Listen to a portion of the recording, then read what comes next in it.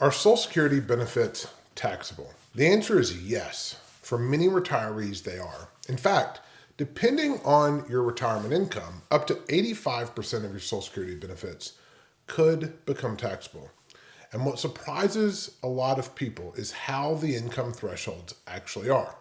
So in this video, I'm going to walk you through the 2026 rules when Social Security becomes taxable, what you should understand before making any retirement income decisions. Hey everyone, I'm Jonathan Bednar, certified financial planner and owner of Paradigm Wealth Partners.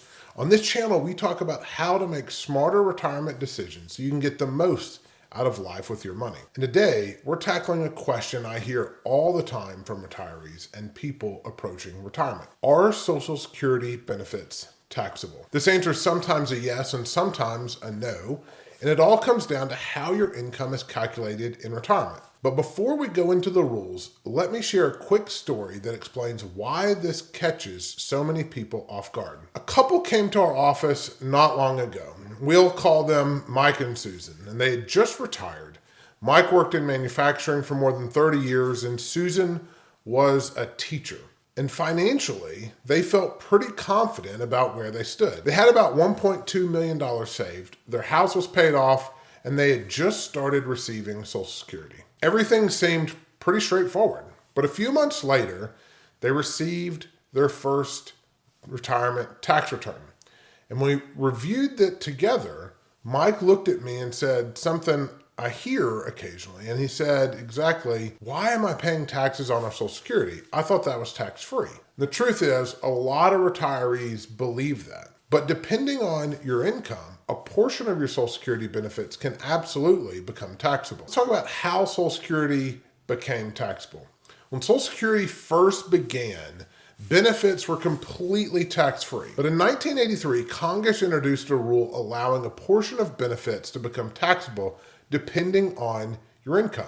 Then in 1993, the rules expanded that so that up to 85% of benefits could actually be taxable depending on your income. And today, retirees fall into three possible categories. If your income is low enough, none of your Social Security benefits are taxed. If your income is in, let's say, the middle range, up to 50% of your Social Security benefits could become taxable.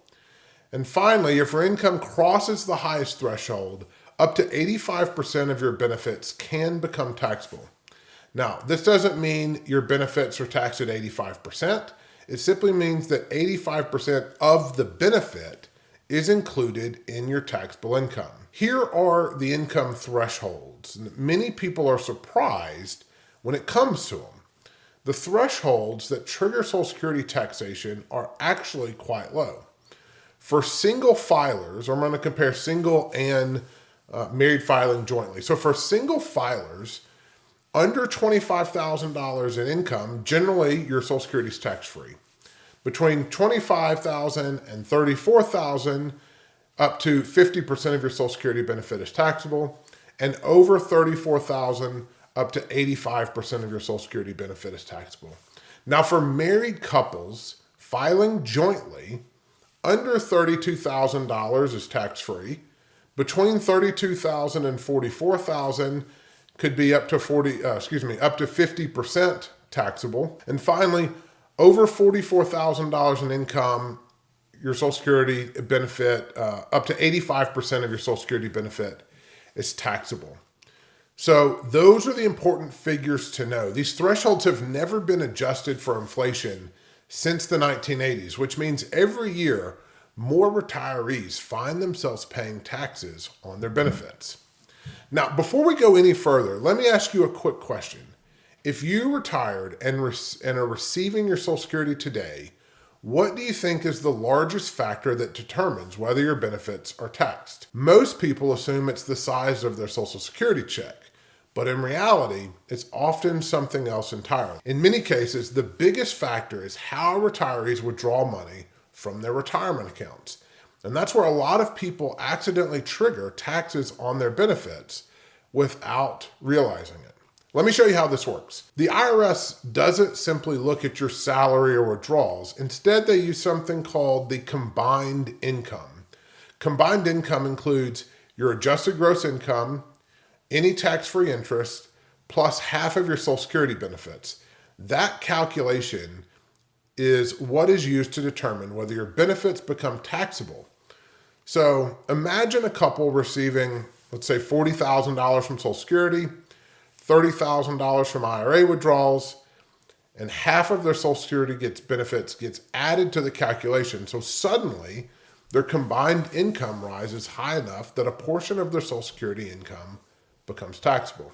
Financial planners often refer to this as the Social Security tax torpedo because taxes can increase faster than people expect once these thresholds are crossed. You may have also heard discussed this past year with the One Big Beautiful Bill Act about an additional deduction available to seniors. So this is new for taxes for people filing taxes this year. And currently, taxpayers age 65 or older may qualify for an additional $6,000 deduction per person.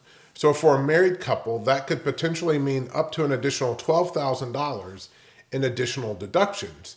And that can certainly help reduce a retiree's overall tax bill. A lot of times what you've heard is no taxes on Social Security.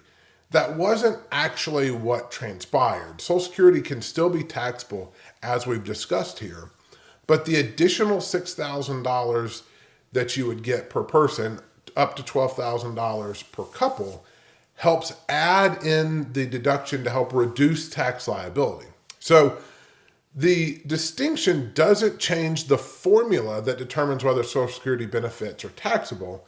The IRS still uses that same combined income calculation we just talked about. The difference is the deduction may reduce the taxes you ultimately pay. So that $12,000 helps reduce what you pay. It doesn't necessarily prevent Social Security from becoming taxable in the first place. It can get confusing. It can get very nuanced, but it's important to understand how these rules and how these changes impact you so that you're aware when you're filing your tax returns. So the good news is that with thoughtful planning, retirees can sometimes reduce how much their Social Security becomes taxable. A few examples include maybe you're managing your withdrawals from retirement accounts. Large withdrawals from traditional IRAs can push income into a taxable range. So maybe you're going to use non-retirement accounts or using Roth IRAs or Roth 401ks accounts strategically to help reduce that. Roth withdrawals are not typically counted towards the combined income calculation. And planning income before Social Security begins, sometimes drawing from one of these retirement accounts earlier can help smooth out taxes in retirement later. The key idea is this. Taxes in retirement aren't just about how much income you have. They're about where that income came from and when you take it. So how do you utilize your assets and where do we draw? Where do we systematically set up distributions from your accounts to supplement your retirement income to keep your taxable impact as low as possible? Social Security taxation is one of the most misunderstood parts of retirement planning. Once you understand how these rules work, you can make smarter decisions about your retirement income, how it's structured, and how those decisions can potentially save thousands of dollars in taxes over time. If you found this helpful, please make sure to subscribe. We talk about Social Security, retirement planning, and strategies to help you get the most out of your retirement. If you also want to discuss your situation more one-on-one, you can schedule some time in the description below. Thanks for watching. We'll see you on the next video.